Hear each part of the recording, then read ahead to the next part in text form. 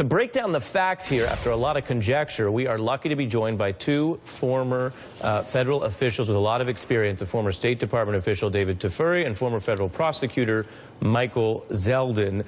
David, what is the FISA court in English?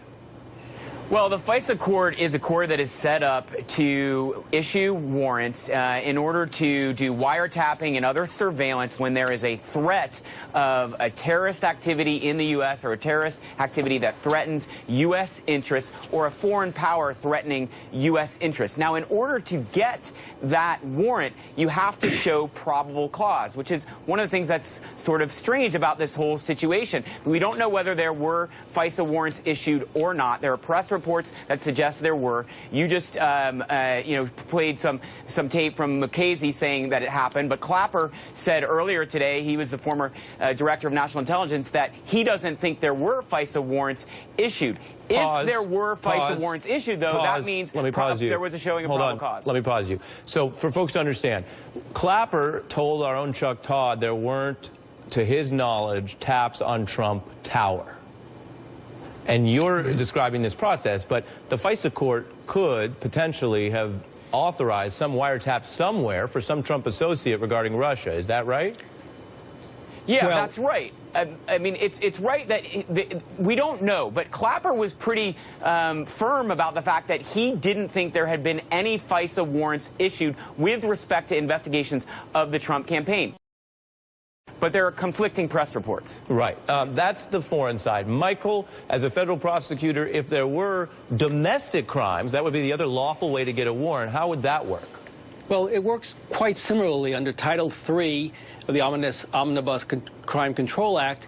You have to apply to a judge, articulate probable cause that an individual has committed or is about to commit a crime, and that the mechanism by which you can investigate this is surveillance, electronic surveillance or physical search warrant, and that there's no other alternative that's better than this. And that's sort of the process domestically. In the case of the FISA, however, the way the process would work is that, generally speaking, what you're looking for in FISA in your application for a surveillance warrant is evidence that foreign intelligence information, which is defined in the statute as information which threatens the security of the United States, is being transmitted.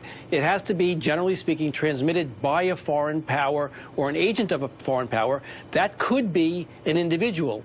Julius Rosenberg, without commenting on whether he did or didn't do anything, could theoretically be the agent of a foreign power, and the FISA court could issue a surveillance warrant as to that person. So you could have communications that go... To keep it really clear, I mean, the point you're making is, if you have that kind of warrant or surveillance, it is looking for some foreign entity. And so now let's go to the politics or the Twitter of it all, which is, why would the president, by any logical standard, treat that as some automatically bad thing when, to your point, if a judge independently authorized this, that might just be looking at a foreign target, not necessarily something nefarious done by a Trump associate?